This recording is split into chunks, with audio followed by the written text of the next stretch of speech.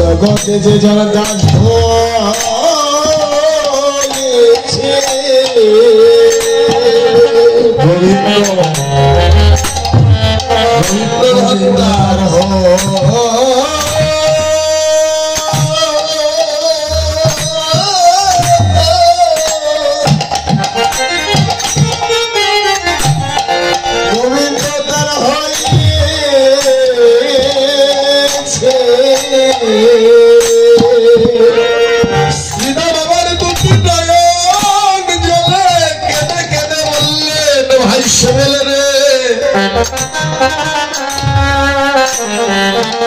সুবলকে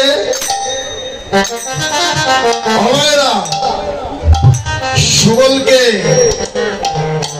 যার শ্রীবদনে সদাই সুকথা সেই তোমার ভক্ত সুবল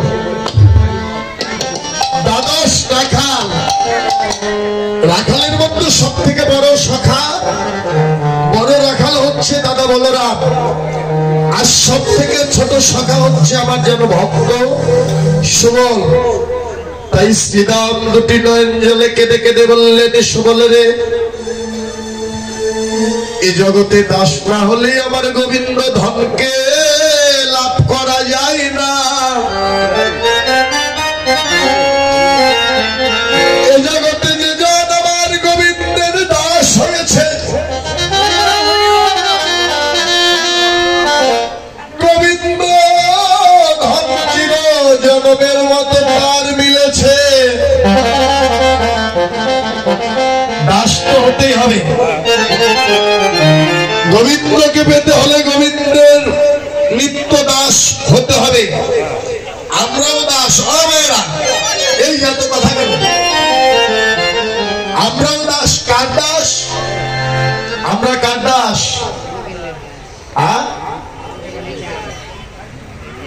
বুঝি না আমরা হলাম মায়ার দাস মায়ার দাস হয়ে না জীব হলো নিত্য কৃষ্ণ দাস দাস যদি হতে চাও নিত্য কৃষ্ণ দাস হয়ে যাও একদিন আমার গোবিন্দকে তুমি কাছে পাবেই পাবে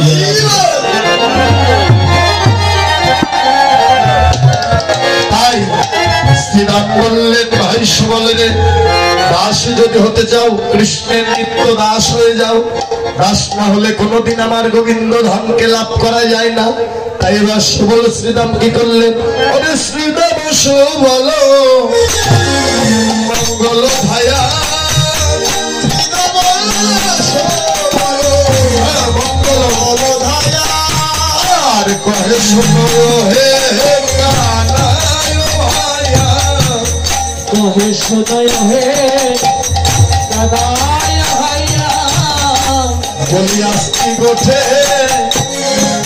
নবীন ভাই আস্তি গোঠে নবীন ভাই ওই নাকি গোঠের বেলায়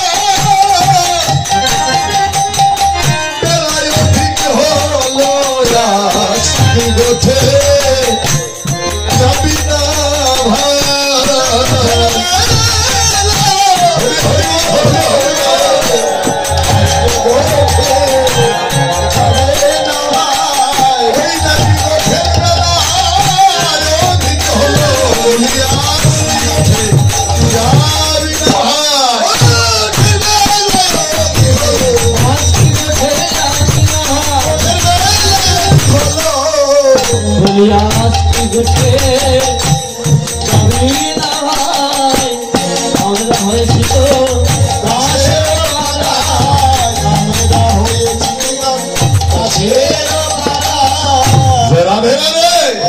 আজকে গোঠে যাবি না ভাই গোঠের বেলা অধিক হয়ে গেল মা বাবা বেলা অধিক হয়ে গেল না রাধে রাধে কোন বেলা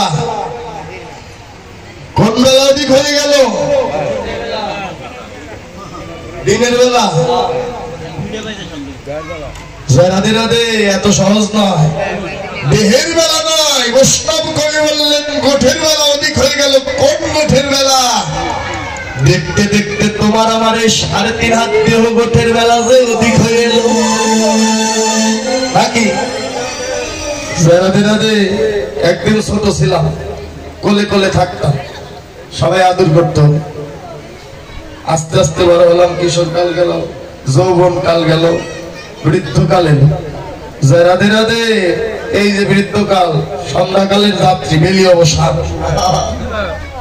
ও দাদু, এখন আর এত আদর করে না কেউ নাকি? এ জঞ্জাল মরলেই বাসি। হ্যাঁ, জয় রাধে রাধে।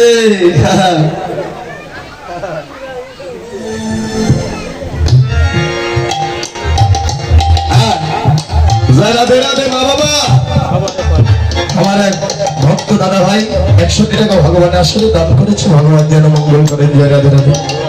গৌর হরি বল। আর এক মাজনীয় 50 টাকা ভগবান আসলে দান করেছে, ভগবান যেন ভালো রাখে।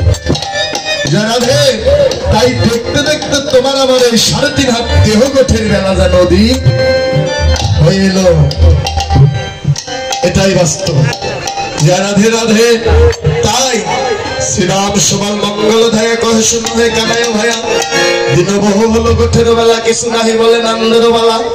আজকে গোঠে যাবি না ভাই, গোঠের বেলা যে অধিক হয়ে গেল। এবার সকল রাখালগণ নারায় পথে জগন্নাথ কইয়া হইব সাথে।